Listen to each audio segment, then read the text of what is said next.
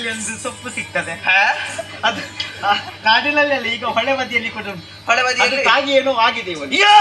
ಪುಣ್ಯಾತ್ಮ, ಹೊಳೆ ಬದಿಯಲ್ಲಿ ಆಗಲಿ ಕಾಡಿನಲ್ಲಿ ಆಗಲಿ ತಾಗಿ ಆದದ್ದಲ್ಲ. ಹೊಳೆಯ ಮಧ್ಯದಲ್ಲಿ ಕರೆಬಂಡಿಯ ಮೇಲೆ ಕಂಡದ್ದು ಅರಳಿದ ಕುಸುಮ ಒಂದನ್ನು. ಅದು ಬಾಡಿ ಹೋಗ್ಲಿಲ್ವಾ? ಬಂಡೆ ಕಲ್ಲಲ್ಲಿ ಇದ್ರೆ ಅದು ಬಿಸಿಲಿಗೆ ಬಾಡ್ತದೆ. ಅದು ಯಾರಾದ್ರೂ ಕೊಳದಿಂದ ತೆಗೆದು ಬಂಡೆ ಕಲ್ಲಿಗೆ ಹಾಕಿದ್ರೆ, ಇದು ಬಂಡೆ ಕಲ್ಲಲ್ಲಿ ಅರಳಿದ್ರೆ ಹೌದಾ? ವಿಸ್ಮಯ, ವಿನೂತನ, ವಿಶೇಷ ಹೀಗೂ ಉಂಟೆ. ಹಾಗಾಗಿದ ಈಗ ಉಂಟೆ ಇರುದು, ಅವ ಉಂಟೆ ಅಂತ ಹೇಳ್ತಾರೆ. ಅಲ್ಲ, ಈಗ ಉಂಟೆ ಯಾಕೆ ಹೇಳಿದೆ? ಆ ಕಣ್ಣೇನು, ಆ ಹುಬ್ಬೇನು, ಆ ಗಲ್ಲ ಏನು, ಆ ತುಟಿ ಏನು, ಆ ಹಣೆ ಏನು, ಆ ಕೇಶ ಏನು, ಆ ಕಂಠ ಏನು, ಆ ಸೊಂಟ ಏನು, ಆ ಎಡ ಏನು. ಆಹಾ ಆಹಾ, ಕೇಶ ಇನ್ನು ಕೂಡ ಬೆಳೆದುಕೊಂಡು ಇಷ್ಟು ಬರ್ಬೇಕು. ಕೇಶ ಏನು, ಹುಬ್ಬು ಏನು, ನನ್ನ ಮುಖ ಇಷ್ಟರವರೆಗೆ ನನಗೆ ಗೊತ್ತಿರಲಿಲ್ಲ. ಒಮ್ಮೆ ತಿಳಿ ನೀರಲ್ಲಿ ಒಮ್ಮೆ ಮುಖ ನೋಡಿದೆ ನಾನು. ನೋಡು ನೋಡು ನೋಡು ನೋಡು, ನಿನಗೆ ಚಂದ ಕಂಡಿದ್ದಲ್ಲ. ಹೌದು. ಹುಬ್ಬೇನು, ಮೂಗು. ಈಗ ನಿನ್ನನ್ನು ಹೇಳ್ತಾ ಇದ್ರೆ ಹಾಗೆ ಹೇಳ್ತಿದ್ರು. ಏನು ಹುಬ್ಬು, ಏನು ಕಣ್ಣು, ಏನು ಎದೆ, ಇದೆಲ್ಲ ಒಂದು ರೂಪವ. ಈಗ ನನ್ನದಲ್ವಾ? ನಿನ್ನದಲ್ಲ. ಮತ್ತೆ ಆ ಕಣ್ಣ ತೋರುವಾಕಿ ಚೆಲುವೆಯನ್ನು ಕಂಡಾಕ್ಷಣ ನಾನು ನನ್ನನ್ನು ಮರೆತು ಹೋಗುವಂತ ಪ್ರಮೇಯ ಬಂದದಾಗಿತ್ತ. ಏನು ತಮ್ಮ ತೋರಿಸು, ನಿನಗೆ ತೋರಿಸಲೇ? ಹೌದು. ನೀ ನೋಡುವೆಯಾ? ನೋಡುವುದಕ್ಕೆ ಕೂಡಿದ್ದಾನೆ. ಏನು ಕೂಡದೆ? ನೋಡ್ತೀಯೋ? ತಿರುಗು ತಿರುಗು ತಿರುಗು ತಿರುಗು ತಿರುಗು ತಿರುಗು ತಿರುಗು ತಿರುಗು. ಏನು ಏನು ಕಣ್ಣು, ಏನು ಮೂಗು, ಏನು ತುಟಿ. ಅಂತನ್ನು ನೋಡುವಲ್ಲಿ ನೋಡಿದ್ರೆ ಅದರಷ್ಟು ಚಂದ ಯಾವುದು ಇಲ್ಲ. ಹೌದೌದೌದು. ಒಳ್ಳೆದುಂಟು ಅಣ್ಣ. ತಮ್ಮ ಇಂಥ ರೂಪ ನಾನು ಇಷ್ಟದವರೆಗೆ ಬೆಳ್ಳಗೆ ಬೆಳ್ಳಗೆ ಬೆಳ್ಳಗೆ ಇದೆ. ನಿನಗಷ್ಟ ಹಲ್ಲು ಕಾಣಲಿಲ್ವಾ?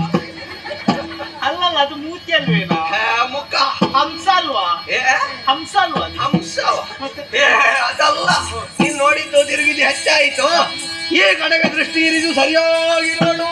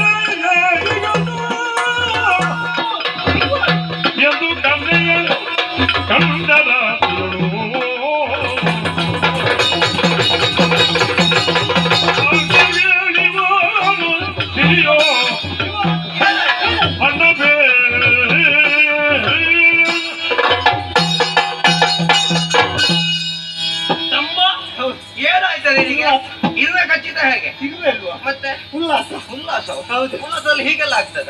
ಇದು ಇಲ್ಲಿದ್ದ ಇಲ್ಲಿದ್ದ ಇಲ್ಲದಲ್ಲ, ಅಲ್ಲಿದ್ದ. ಯಾವ್ದು ಅಲ್ಲಿ? ಅದು ಅಲ್ಲಿದ್ದ ಎಲ್ಲಿಯ ಸ್ವರವ ಸ್ವರ ಹಾಡ್ತಾಯ್ತಲ್ಲ ಹೌದೌದು, ಅದು ಜಲದ ನಿನಾದ. ಹೌದೌದು. ಜಲ ಹರಿತಾ ಉಂಟಲ್ಲ, ಹೌದೌದು. ಅದರ ನಿನಾದ ಕೇಳಿ ಬರುವುದು. ಹಾಗಾಗಿ ಸ್ವಲ್ಪ ಉಲ್ಲಾಸ ಬಂದದ್ದು. ಹೌದಾ ಅಣ್ಣ ತಮ್ಮ? ನೋಡಿದೆ ನೋಡಿದ್ಯಾ? ಅಪರೂಪದ ಚೆಲುವೆ ಕಾಲನ್ನು ನೀರಿಗೆ ಹರಿಯ ಬಿಟ್ಟಿದ್ದಾಳೆ. ಹೌದು. ಮೀನುಗಳೆಲ್ಲ ಇವಳ ಕಾಲುಗಳನ್ನು ಕಚ್ಚುತ್ತಾ ಇದೆ. ಹೇ. ಅಲ್ಲಿಗೆ ರೀತಿ ನಾಚಿಕೆ ಈಗ ಕಚ್ಚು ಹೀಗೆ ಮಾಡುದು. ಕಚ್ಚುವಾಗ ಒಂದು ಮೀನಾದ್ರೂ ಇರ್ತಿದ್ರೆ ಕಾಲನ್ನಾದ್ರೂ ಮುಟ್ಟಬಹುದಿತ್ತಲ್ಲ. ಈಗ ನೀನು ಮೀನಾಗ್ತಿದ್ರೆ ಅವಳ ಕಾಲನ್ನಾದ್ರೂ ಮುಟ್ಟ. ಹೆಣ್ಣು ಮಕ್ಕಳ ಕಾಲಿದ್ರೆ ನಾಚಿಕೆ ಆಗುದಿಲ್ಲ. ತಪ್ಪು ಮತ್ತೆ ಏನು ತಪ್ಪು? ನಾ ಮೀನಾಗಿ ಕಾಲು ಮುಟ್ಟಬಹುದು. ಯಾಕೆ ಹೇಳು? ಯಾಕೆ? ಹೆಂಡತಿ ಆಗುವವಳ ಕಾಲನ್ನು ಮುಟ್ಟಿದ್ರೆ ಯಾವ ಅಪರಾಧ ಇಲ್ಲ. ಒಪ್ಪ. ಹೌದು. ಈ ತನಕ ಮದುವೆ ಆಗದವ ಹೇಳುವಂತಹ ಮಾತು. ಅಣ್ಣ ಅವಳನ್ನು ನೋಡಿದ ಮೇಲೆ ಕೆಲವೆಲ್ಲ ಪ್ರಶ್ನೆ ಉದ್ಭವವಾಗ್ತದೆ. ಹೇಗದು? ಇವಳಾರು ಸಿರಿಯೋ? ಸಿರಿ? ಹೌದು. ಅವಳು ಬರ್ಲಿಕ್ಕೆ ಸಾಧ್ಯವೇ ಇಲ್ಲ. ಹಾಗಾದ್ರೆ ಪಾರ್ವತಿಯ? ಪಾರ್ವತಿ ಅಮ್ಮ ಇಲ್ಲಿಗೆ ಬರ್ಲಿಕ್ಕಿಲ್ಲ. ಹಾಗಾದ್ರೆ ಶಾರದೆಯ? ಶಾರದೆ ಇಲ್ಲಿಗೆ ಕಾಣುವುದಕ್ಕಿಲ್ಲ. ಮತ್ತೆ ಯಾರ ಕಾಂತೆ ಇವಳು? ಇವಳು ಯಾರ ಕಾಂತೆ? ಕಾಂತೆ ಅಂತ ಅಣ್ಣ ಏನ? ನಾನು ಮಾತಾಡಿದ ಮಾತ್ರ ಅವಳ ಕಾಲು ಸರಿ ನೋಡ್ಲಿಲ್ಲ. ನೋಡ್ಲಿಲ್ವಾ? ಹೆಣ್ಣು ಮಕ್ಕಳಲ್ಲಿ ಮಾತಾಡುವಾಗ ಸ್ವಲ್ಪ ಕಾಲು ನೋಡ್ಬೇಕು. ಅದು ಸ್ವಲ್ಪ ನೋಡ್ಬೇಕು, ಇಲ್ಲದಿದ್ರೆ ಏನಾದ್ರೂ ಅಪಾಯ ಬರ್ತದೆ. ಅಪಾಯವೇ. ಕಾಲಲ್ಲಿ ಏನು? ಯಾಕೆ ಕೇಳು? ಕಾಲಲ್ಲಿ ಏನು? ಮದುವೆ ಆದ ಕ್ರೂಗುಂಟ ಅಂತ ಹಾಗೆ ಯಾವುದು ಕಾಣುದಿಲ್ಲ. ಹಾಗಾದ್ರೆ ಮದುವೆ ಆಗ್ಲಿಲ್ಲ ಇವಳಿಗೆ. ಆಗ್ಲಿಲ್ಲ. ಕರ್ತವಿಸಿದ್ದೇನೆ. ಏನಂತ? ಹಾಗಾಗಿ ಇವಳಿಗೆ ಒಂದು ನಾನು ಜೊತೆ ಆದ್ರೆ ಆದಿತ್ತ ಅಂತ. ಜೊತೆಯ? ಜೊತೆ? ಒಳ್ಳೆ ಜೊತೆ. ನೀನು ಇವಳಿಗೆ ಒಳ್ಳೆಯ ಜೊತೆ. ಹೌದು. ಹೇಗೆ ಬಲ್ಲೆಯ? ಮೈದುನನಾಗಿರುವುದಕ್ಕೆ ನೀನು ಒಳ್ಳೆಯ ಜೊತೆ. ನಾನು ನೀನು ಮೈದುನ ಆಗ್ಲಿಕ್ಕಲ್ಲ. ಯಾಕಾಗ್ಲಿಕ್ಕಿಲ್ಲ? ಅಂತದ್ದು ನನಗೆ ಬರುದು ಬೇಡ. ಬೇಡವಾ? ಒಂದು ಕೆಲಸ ಮಾಡು, ನೀನು ಮೈದುನನಾಗಬೇಡ, ನೀನು ಅವಳಿಗೆ ಮಗನಾಗ. ಮಗ ಬೇಡ. ಮಗ ನಾನು ನನ್ನ ತಾಯಿಗೆ ಆದ್ರೆ ಸಾಕು. ಹೌದು, ಇವಳನ್ನ ತಾಯಿ ಆಗುವವಳು. ಇವಳು? ಹೌದು, ತಾಯಿ. ನನ್ನ ಕೋಪಿಕೊಳ್ಳಿಕ್ಕಿಲ್ಲ ನಾನು. ಯಾಕೆ ಒಪ್ಪುವುದಿಲ್ಲ? ನೀನು ನನ್ನ ತಂದೆ ಅಂತ ಒಪ್ಪುತ್ತೀಯಾ? ಹೌದು. ಹಿರಿಯಣ್ಣನನ್ನು ತಂದೆ ಅಂತ ಪೂಜಿಸ್ತೀಯಾ? ಹೌದು. ತಂದೆಯನ್ನು ಮದುವೆ ಆಗುವ ಹೆಣ್ಣಿನಿಗೆ ತಾಯಿ ಅಲ್ಲ ಮತ್ತೇನಾಗ್ತಾಳ? ಇಲ್ಲಿವ ನಾನು ಯಾರು? ನೀನು ನನ್ನ ತಮ್ಮ. ಮಗ ಅಲ್ವಾ? ಮಗ. ಮಕ್ಕಳು ಹೆಗಲೆತ್ತರಕ್ಕೆ ಬೆಳೆಯ ಮೇಲೆ ಒಂದು ವೇಳೆ ತಂದೆಯಂದಿರು ಮದುವೆ ಆದ್ರೆ ಇನ್ನೊಂದು ಜನ್ಮದಲ್ಲಿ ಯಾವ ರೂಪದಲ್ಲಿ ಹುಟ್ಟುತ್ತಾರಂತ ಹೇಳುವುದಕ್ಕಾಗುದಿಲ್ಲ. ಹಾಗಾಗಿ ಹೆಗಲೆತ್ತರಕ್ಕೆ ಮಕ್ಕಳು ಬೆಳೆದ ಮೇಲೆ ತಂದೆ ಯಾವ ಕ್ರಮಕ್ಕೆ ಮದುವೆ. ನೀನು ಹೇಳಿದ್ದು ಸರಿ, ನಾನು ತಂದೆಗೆ ಸಮಾನ ಮಾತ್ರ. ಆಯ್ತಾ? ನನಗೆ ಈ ತನಕ ಮದುವೆ ಆಗ್ಲಿಲ್ಲ. ಹಾಗಾದ್ರೆ ನಾನು ಮಗನಿಗೆ ಸಮಾನ. ಮಗನಿಗೆ ಸಮಾನ. ಈಗ ನನ್ನನ್ನು ಬೆಳೆದೇ ಹೋದ್ರೆ ಸುಮ್ಮನಿರುವವನಲ್ಲ. ಏನು ಮಾಡ್ತೀವಿ? ಸಿಟ್ಟು ಬಂದಿತ್ತು ಅನ್ನಂತ ನೋಡ್ಲಿಕ್ಕೆಲ್ಲ ಸಿಟ್ಟು ಬಾರದೆ ಒಂದು ಹೆಣ್ಣನ್ನು ನೋಡಿ ನನಗೆ ಮಗ ಹೆಗಲೆತ್ತರಕ್ಕೆ ಬೆಳೆದು ತಂದೆಗೆ ಎರಡು ಕೊಟ್ಟ ಅಂತ ಆಗ್ತೀವಿ. ಮತ್ತೆ ಪ್ರಚಾರ ಆಗ್ತದೆ. ಬೇಡ ಬಿಡು, ನಾವಿಬ್ಬರು ಮದುವೆ ಅಂತ ವಿಚಾರವನ್ನು ಎತ್ತಿ ಮದುವೆ ಆಗುವುದು ಬೇಡ. ಒಂದು ಕೆಲಸ ಮಾಡುವ, ಜಗಳವೇ ಬೇಡ. ಇವಳ ವಿಚಾರ ನಮ್ಮ ಅಂತ ಅರುಣಾಸುರಲ್ಲಿ ಹೇಳುವ ಅವತ್ತಿರುವ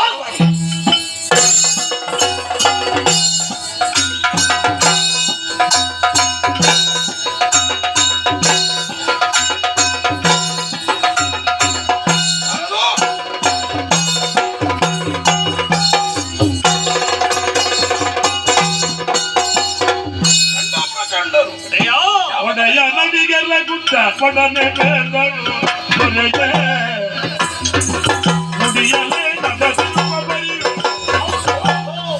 ಜನ ಕೊಡನೆಯ ಮುಂದಿದೆ ನಡೆಯ ನಿಮಗಾಗಿ ಹೊರಡಿದನು ಒಡೆಯ ನಿಮಗಾಗಿ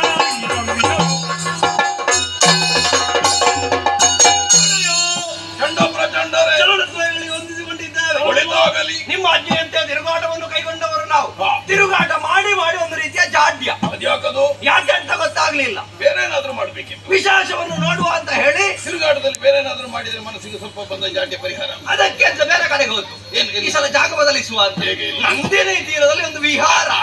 ಅದು ನಮ್ಮದೇ ಸನಿಗದಲ್ಲಿರುವ ಜಾಗ. ಹೌದು, ತಂಪಾದ ಗಾಳಿ ಬೀಸ್ತಾ ಇತ್ತು. ಒಳ್ಳೆ ಗಾಳಿ. ಒಂದು ಗಾಯನ ಕೇಳ್ತಾ ಇತ್ತು. ಅಲ್ಲಿ ಇತ್ತೀಚೆಗೆ ಸಂಗೀತಗಾರರು ಹೆಚ್ಚಾಗಿದ್ದಾರೆ. ಯಾರಾದ್ರೂ ಸಂಗೀತ ಅಭ್ಯಾಸ ಮಾಡುವುದು ಹಳೆ ಬದಿಗೆ ಅಂತದಿರ್ಬಹುದು ಅಂತ ಭಾವಿಸಿ ನಿಜವಾಗಿ ಜಲಪಾತದ ಬಳಿಯಲ್ಲಿ ಅಭ್ಯಾಸ ಮಾಡಬೇಕು. ಅವರು ಬಹುಶಃ ಅಲ್ಲಿ ತನಕ ತಲುಪಲಿಲ್ಲ, ಇಲ್ಲೇ ಇದ್ದಾರೆ. ಇಲ್ಲ ಇರ್ತಾರೆ. ಹಾಗೆ ಮುಂದುವರೆದು ಹೋಗುವಾಗ ಪ್ರಭಾ ನಂದಿನಿ ತೀರದಲ್ಲಿ ಒಂದು ಕರಿಬಂಡೆ ಕಂಡೆ. ನಾ ಕಂಡೆ. ಅದು ಮೊದಲೇ ಉಂಟಲ್ವೇನೋ? ಮೊದಲಿದ್ದಲ್ಲ, ಇದರಲ್ಲಿ ಒಂದು ವಿಶೇಷ. ಅದೇ ವಿಶೇಷ ಅಂತ ಗುರುತಿಸಿದ್ವಿ. ಅದೊಂದು ದೊಡ್ಡ ಬಂಡೆ, ಅದರ ಮೇಲೆ ಒಂದು ಹೂ ಅರಳಿದೆ. ಹೂ ಕಲ್ಲರಳಿ ಹೂವಾಗಿ. ಹೌದೌದೌದೌದು. ಅಲ್ಲ, ಅದೊಂದು ಉಪಾಮೆ. ಅರಳುವ ಹೂವ ಉಪಾಮೆ. ಮಾಮೆ ಬಂಡೆಯ ಮೇಲೆ ಓರ್ವಳು ಹೆಣ್ಣು ಕುಳಿತಿದ್ದಾಳೆ. ಯಾರೋ ಬಟ್ಟೆ ಒಗೆಯುವುದಕ್ಕೋ ಸ್ನಾನ ಮಾಡುವುದಕ್ಕೋ ಅಲ್ಲ ಅಲ್ಲ ಅವರೆಲ್ಲ ಪರಿಚಯ ನನಗೆ ಉಂಟು. ಬಟ್ಟೆ ಒಗೆಯುವುದೆಲ್ಲ ಪರಿಚಯ ಉಂಟು ನಿನಗೆ? ಎಲ್ಲರದ್ದು ಉಂಟು. ಹಾಗಿದ್ರೆ ನಮ್ಮ ಊರಿನವರು ನಮ್ಮ ಊರಿನವರಲ್ಲ. ಮತ್ತೆ ಹಾಗಿದ್ದು ಅವಳನ್ನು ನೋಡುವಾಗ ವಿಶೇಷವಾದ ಲಾವಣ್ಯವನ್ನು ಕಂಡದ್ದು ಮಾತ್ರವಲ್ಲ, ಅವಳಂತಹ ರೂಪಸಿಯರು ಪ್ರಪಂಚದಲ್ಲಿ ಇಲ್ಲವೇ ಇಲ್ಲ. ದೊಡ್ಡ ಅನುಭವಸ್ಥರಾಗ ಮಾತಾಡ್ತಾರೆ. ನೀವು ಹೆಣ್ಮಕ್ಕಳಿದ್ದ ಜಾಗಕ್ಕೆ ಹೋಗುವುದಿಲ್ಲ, ನಿಮಗೆ ಹೆಣ್ಮಕ್ಕಳ ಚಂದ ಹೇಗೆ ಗೊತ್ತು? ನಮಗೆ ಹೇಳುವುದನ್ನು ಕೇಳಿದ್ದೇವೆ. ಗಿರಿಜೆ, ರಮೆ, ವಾಣಿ. ಒಮ್ಮೆ ಸುಮ್ಮಗಿರ. ಈ ಕವಿಗಳು ಹೇಳಿದ್ದನ್ನೆಲ್ಲ ನಂಬಿದ್ರೆ ಅದಿಲ್ಲ. ನಾವು ನೋಡಿದ್ದೇವಾ? ಈಗ ನೋಡಿದ್ದೇವೆ. ನೋಡ್ಲಿಕ್ಕೆ ವಾಣಿಯನ್ನು ನೋಡಿದ್ದೇನೆ, ಅಲ್ಲಿಂದ ಅಲ್ಲಿಗಿದ್ದಾಳೆ, ದೊಡ್ಡ ಚಂದ ಅಲ್ಲ. ನೀವು ನೋಡಿದ್ದು. ನಾವು ನೋಡಿದವರು ಹೇಳ. ನಾವು ನೋಡಿದ್ರಲ್ಲಿ ಒಬ್ರು ಅಪ್ರತಿಮ ರೂಪಸಿ ಅಂತ ಹೇಳಿದ್ರೆ ಅದು ನಿಮ್ಮ ಹೆಂಡತಿ, ಅಂದ್ರೆ ನಮ್ಮ ತಾಯಿ ಯಶೋಮತಿ ಇದೆ. ಓ ಅವಳ ಉನ್ನತಿ ಅಂತ ಏನು ಇಲ್ಲ, ಇವಳ ಮುಂದೆ ಏನು ಇಲ್ಲ. ಸೋಮತಿಯ ಬಗ್ಗೆ ಏನಾದ್ರು ಹೇಳಿದ್ರೆ ಚಂಡ ಪ್ರಚಂಡ ತಮ್ಮಂದಿರುತ್ತೆ ನೋಡ್ಲಿಕ್ಕೆ. ಹಾಗಲ್ಲ, ನಾವು ಹೇಳುವುದಕ್ಕೆ ಕಾರಣ ಉಂಟು. ನಮ್ಮ ತಾಯಿ ಚಂದ್ರಕೋಟಿ ಪ್ರಭೆಯಿಂದ ರಾರಾಜಿಸ್ತಾರೆ. ಹಾಗಿಂದ ಇವಳು ಹಾಗಲ್ಲ, ಮತ್ತೆ ಸೂರ್ಯಕೋಟಿ ತೇಜಸ್ಸಿನಿಂದ ಪ್ರಜ್ವಲಿಸ್ತಾ ಇದ್ದಾಳೆ. ಅಂದ್ರೆ ಯಶೋಮತಿಗಿಂತಲೂ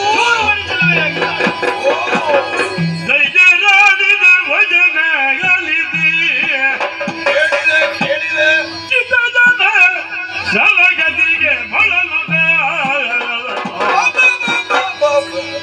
ಮತ್ತೆ ಗಾಜಿನಿಯ ವರಿಸದಿರೆ ಆ ಮತ್ತೆ ಗಾಜಿನಿಯ ಪರಿಸರಿರೆ ಎಳೆದುದ ನಿಸೈದಿಯೇ ಖಂಡ ಪ್ರಚಂಡರೇ, ನೀವು ಆಡಿದಂತಹ ವಚನ ರಸನನ್ನ ಕಿವಿಯೊಳಗೆ ಹಿಡಿದದ್ದು ನನ್ನ ಮನದಲ್ಲಿ ಉತ್ಸಾಹದ ಚಿಗುರೆಡೆಯುವುದಕ್ಕೆ ಪ್ರಾರಂಭವಾಗಿದೆ. ಹೌದೇ? ಬಹುಶಃ ಮನಸ್ಸಿಜವನ ಕೆಲಸ ಮಾಡಿರಬೇಕು. ಏನೇ ಆಗಲಿ ಈ ಸಲ ಹೊಳೆಬದಿ ಹುಡುಗಿಗೆ ಕೈ ಕೊಡುವುದು ವಾಣಿಗ್ರಹಣ. ಹಾಗೆ ನಾವೀಗಲೇ ಬರ್ತೇವೆ. ನಾನು ಮದುವೆ ಆಗುವುದಾದ್ರೆ ನೀವು ಊರು ಬಿಡಬೇಕು ಅಂತ ಸಿದ್ಧಾಂತ. ನಾವು ಊರು ಬಿಡುವುದಿಲ್ಲ, ಒಮ್ಮೆ ಹೊಳೆ ಬದಿಗೆ ಹೋಗಿ ಬರಲ್ಲ. ಅಲ್ಲಿಂದಲೇ ಅಲ್ವೇನೋ ಬಂದದ್ದು. ಮತ್ತೆ ಹೋಗ್ತೇವೆ ಇದು ಎಷ್ಟು ಸಲ ಹೋಗ್ತೀರೋ? ಅಲ್ಲ, ಈ ಸಲ ಹೋಗಿ ಕರೆ ತರಲಿಕ್ಕೆ ಅವಳನ್ನು. ಈ ಕಾಲರ್ತಿಗಳಾಗಿ ಹೋಗುದು. ಅಂದ್ರೆ ಕರೆ ತರುವುದೇ. ಹೌದು. ಈಗ ನಾನು ನೋಡಿದ್ದೇನೆ, ನನ್ನ ಅವಳು ನೋಡಿದ್ದಾಳ. ಅಲ್ಲ, ಒಂದು ಕೆಲಸ ಮಾಡುವ, ಇಲ್ಲಿ ಕರೆ ತರ್ತೇವೆ, ನೀವು ನೋಡಿ ಅವಳು ನೋಡ್ಲಿ, ಪರಸ್ಪರ ಆಗದಿದ್ರೆ ಆಗ ಈಗ ಯಾವುದೋ ಒಂದು ಕಾರಣಕ್ಕೆ ಒಪ್ಪಿಗೆ ಆಗುದು. ಈಗ ನಿಮಗೆ ಚಂದ ಕಂಡದ್ರೆ ನನಗೆ ಚಂದ ಕಾಣಬೇಕು. ಒಂದು ಕೆಲಸ ಮಾಡುವ, ಅವಳನ್ನು ಅಲ್ಲೇ ಬಿಟ್ಟು ಬರುವ. ಒಮ್ಮೆ ಇಲ್ಲಿಗೆ ಕರ್ಕೊಂಡು ಬರುದು, ಮತ್ತೆ ಬೇಡ ಅಂತ ಅಲ್ಲಿಗೆ ಬಿಡುವುದು, ಅದೆಲ್ಲ ಅಷ್ಟು ಒಳ್ಳೇದಾಗ್ತದ? ಒಂದು ಕೆಲಸ ಮಾಡ್ತೇನೆ, ನಾನೇ ಹೋಗ್ತೇನೆ, ನೀವು ಆಗುವುದಾದ್ರೆ ಕರೆ ತರ್ತೇನೆ. ನಾವು ಜೊತೆಯಲ್ಲಿ ಬರ್ತಕ್ಕೆ ಸಿದ್ಧರಿದ್ದೇವೆ. ನೀವೆಂತದಕ್ಕೆ? ಅಂಗರಕ್ಷಕರಾಗಿ ನಿಮ್ಮ ಜೊತೆಗೆ ಬಂದು ನಮಗೆ ಸ್ವಲ್ಪ ನಿಮ್ಮಕ್ಕೆ ಗೌರವ ಕೊಡುವ. ಅಂಗರಕ್ಷಕರನ್ನು ಎಲ್ಲಿವರೆಗೆ ಕರ್ಕೊಂಡು ಹೋಗಬೇಕು ಅಂತ ನಿಯಮ ಉಂಟೇನು? ಎಲ್ಲ ಕಡೆಗೆ ಅಂಗರಕ್ಷಕರ ಈ ತನಕ ಹೆಣ್ಣು ಮಕ್ಕಳಲ್ಲಿ ಮಾತಾಡಿ ಗೊತ್ತಿಲ್ಲ, ಒಮ್ಮೆ ನೋಡಿ ಕಲಿಯುವುದಾ?